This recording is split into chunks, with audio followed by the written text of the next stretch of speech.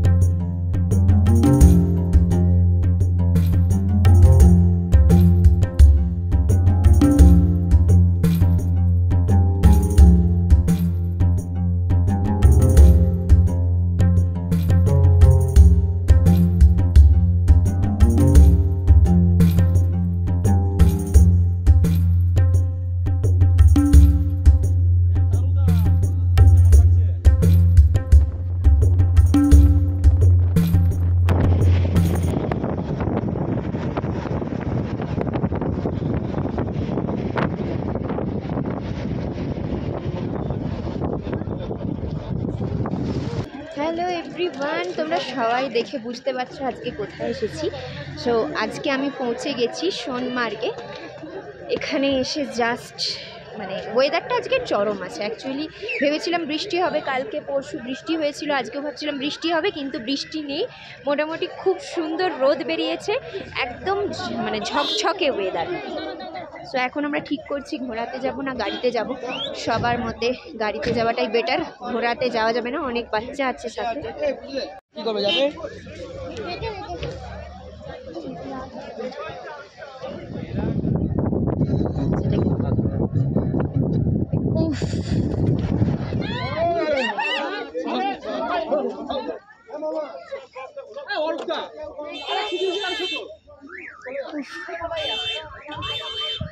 Like ঝগড়া guys, সব জায়গায় বাঙালি মানেই ঝগড়া।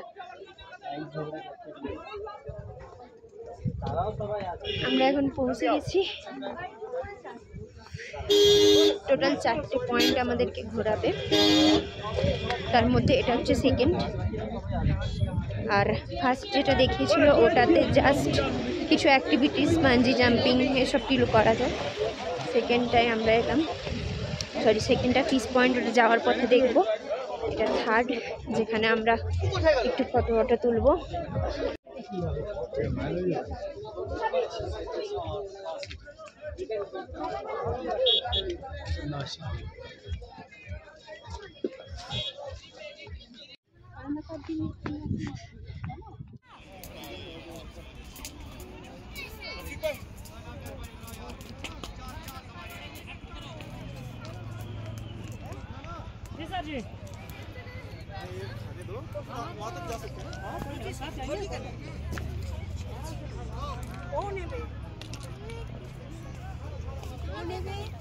প্রচন্ড ঠান্ডা।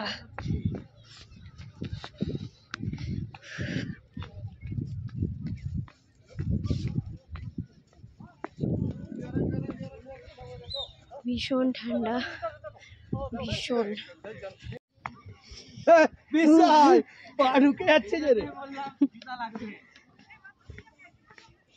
এই ফার্স্ট হচ্ছে যে বরফে পা দিলাম।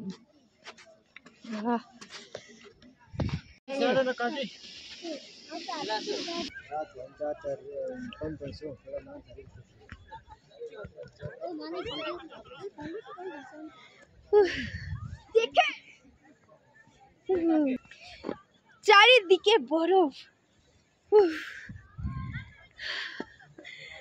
दुनिया गई भाड़ में, हम आए पहाड़ में।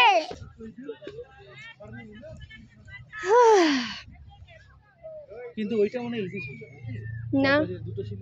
এটা ইজি, এটা ইজি। যা যা যা যা দুজন যা আগে। হ্যাঁ, অন করেছিস? অনটা করেছো তো?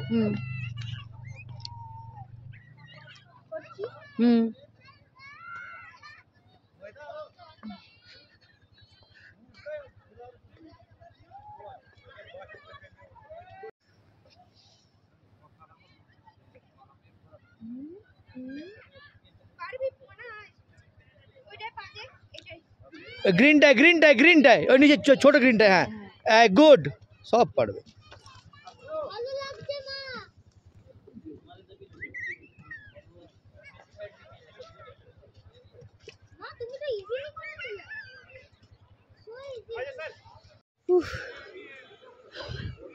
এর থেকে ভালো জায়গা আমি আমার জীবনে কখনো আসিনি।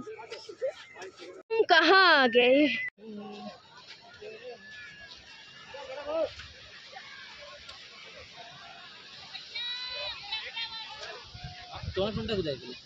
ওই ব্যাগেই ছিল।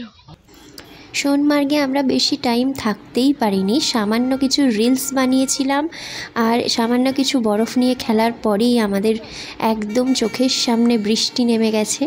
পাহাড়ের বৃষ্টি কেমন হয় নিজের চোখে অনুভব করলাম। একে এত ঠান্ডা, তার উপর আবার বৃষ্টি, অভাবনীয় ঠান্ডা ওয়েদার ছিল। আমরা এপ্রিলে গিয়েছিলাম, তাও এত বৃষ্টি আমরা ভাবতে পারিনি যে এই সিজনেও বৃষ্টি হয় বলে। পুরো কাশ্মীর ট্রিপটা আমাদের বৃষ্টি মাথায় নিয়েই কেটেছে। আমরা কিন্তু বৃষ্টি আর ঠান্ডা দুটোকেই পাত্তা না দিয়ে বহু মজা করেছি। তবে কিছু কিছু পয়েন্ট ছিল বৃষ্টির কারণে, সেগুলো আমাদের দেখা হয়নি। ফিরেই আজ গরম গরম ভাত, একদম ধোঁয়া ছড়ানো ভাত। মার্গ থেকে ফিরেই আজ গরম গরম ভাত। না সোনমার্গ বললাম। হ্যাঁ, আমাদের বেঁচে যাওয়া ডিম আলু পোস্ত আজকে আমাদের না খাওয়া। হ্যাঁ, গরম গরম মাশরুম, আলুর তরকারি, যদিও এটা রুটি খাওয়া, বাট ভাত দিয়েও ভালো লাগবে। সত্যি ভাতটা সারাদিন খাওয়া হয়নি না, গরম গরম একদম পাতে পড়ছে। ডিম আলু পোস্ত একদম দারুণ খাবার আজ।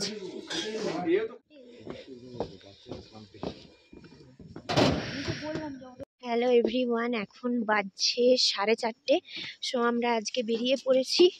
আজকে আমরা যাচ্ছি গুলমার্গ। রেডি সেডি হয়ে গুলমার্গ। তোমরা দেখতেই পাচ্ছ আমরা সূর্য টুর্য উঠেনি। আমাদের বেরোনোর কথা ছিল 4টে, 3টায় বেরোনোর কথা ছিল অ্যাকচুয়ালি, তারপর হলো 4টে, এখন 4:30 বেজে গেছে। আমরা এখন যাচ্ছি, বাসে উঠবো। প্রচণ্ড ঠান্ডা,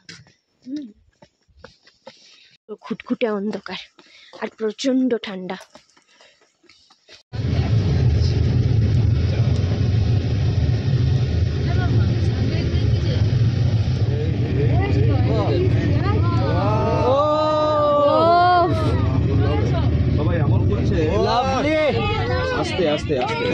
এই যে ভোরবেলা ঘুম থেকে উঠে আসা গুলমার্গে, একদম চোখটা সার্থক হয়ে গেল। একদম চোখের সামনে আমরা সানরাইজ দেখলাম। গন্ডোলা টিকিট পাই না পাই, এইটা দেখেই চোখটা সার্থক।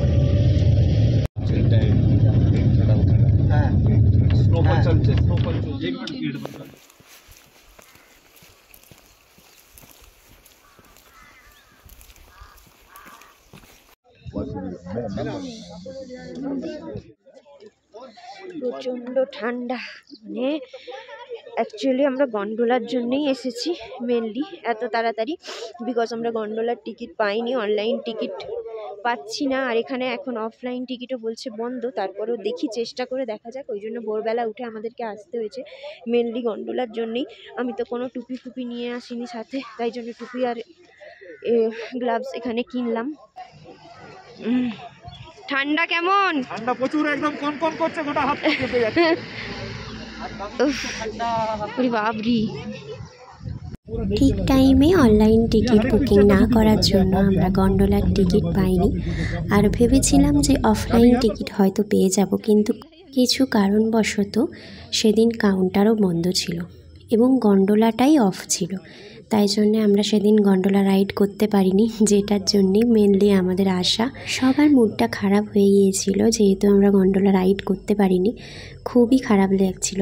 কিন্তু কি আর করা যাবে, কাশ্মীর তো একবার নয়, কাশ্মীর বহুবার আসা যায়। গন্ডোলা রাইডের জন্যই না হয় আবার আসবো কাশ্মীর। তো এখন সাইট সিনগুলোর জন্য আমরা বেরিয়ে গেছি। তো এখন আমরা সোজা বেরিয়ে যাচ্ছি গুলমার্গের পথে। এখানে এসে তো একদম মনটা ভালো হয়ে গেল। বরফে যেই না পা দিয়েছি আমি তো সঙ্গে সঙ্গে পড়ে গেছি।